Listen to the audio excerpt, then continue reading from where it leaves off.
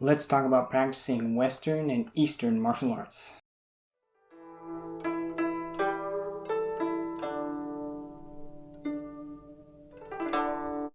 Hey everybody, this is Scholar Jun of Mojang Debing. Today I want to talk about the differences in practicing historical European martial arts and what I would call historical Chinese martial arts. Let's start by talking about historical European martial arts.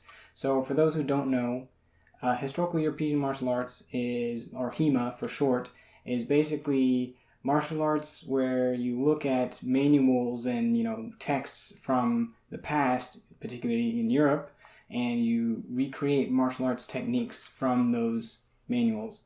Now, I'm holding here just a saber, just an example, but in historical European martial arts, if it's trained properly, in my opinion, it would, you study the manuals, you get the techniques from the manuals, you experiment with them with full contact sparring or, good sparring, and you also, you get accurate replicas of the weapons that they would have used in the past, and you practice cutting with them and moving with them, and you analyze the weapons in very detailed fashion. Basically, you take this kind of all-encompassing approach to, the historical context and the text itself and the weapons and exactly what they're like, and then you also apply all those principles into sparring. And that gives you a well-rounded picture of what, sword fighting might have been like in, let's say medieval Europe or something like that. Now, the world of Chinese martial arts, on the other hand, is quite a bit different. Basically, whenever you think of like Kung Fu, first thing pops into lots of people's minds is like Bruce Lee.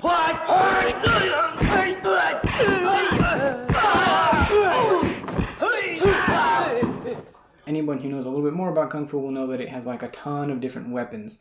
But modern Kung Fu is something very different to what was practiced in the past, because everybody's swing around these floppy swords and stuff. There's no agreed upon term for people who are doing a more historical oriented type of Chinese martial art.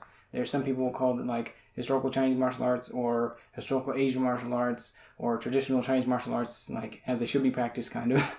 And there's no agreed upon term, but basically the idea is there's people who also will look at antique Chinese weapons, and they will do real sparring, which isn't as common as it should be in lots of Chinese Kung Fu schools and all this stuff. But the idea is, once again, to get back to the past and find out how, a Dao or a Jian would have actually been used in real combat whenever people were actually still sword fighting. So I've had some experience practicing historical European martial arts as well as historical Chinese martial arts.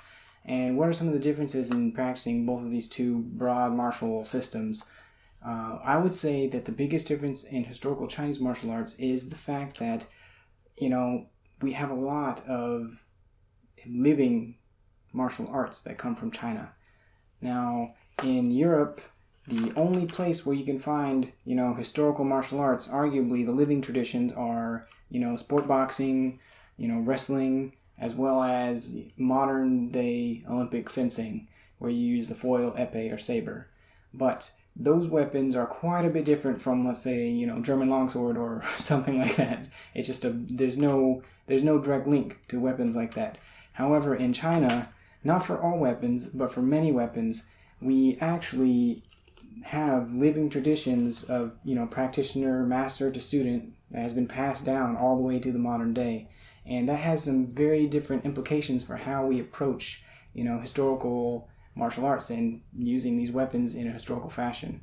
Now, like HEMA, I would argue that, properly done traditional Chinese martial arts or historical Chinese martial arts would include things like sparring, test cutting, and, evaluating sources. But that's just the thing. With Chinese martial arts, we don't have to limit ourselves to textual sources. Textual sources definitely exist in China. We do have some. But, what if you want to do a weapon? Like, there's not very many really old Jian manuals. We have some from the early 20th century, but going beyond that, it's very difficult to find much information textually about how to use the Jian, or the straight double-edged sword. But we don't necessarily have to do all of that work, because the living tradition itself is a different type of source. You just have to be able to look at the living tradition with a critical mindset and really dig deep and ask the questions like, we have these routines or taolu, and we have these handful of, applications and stuff.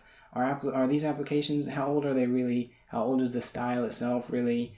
You know, we really need to, you know, uncover and try to research our own living tradition when we practice Chinese martial arts.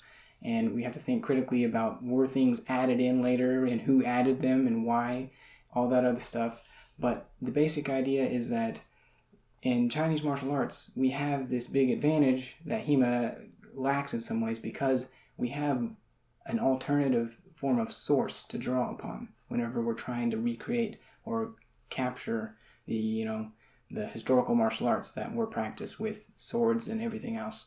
Alright, so those are most of my thoughts for this video now. Please leave a comment down below, especially if you practice HEMA or if you practice Chinese martial arts. Tell me how I'm wrong, at least, you know, be cordial. But I love, you know, discussion. So just let me know what you think. And thank you all for watching. Please subscribe and don't forget to stay sharp.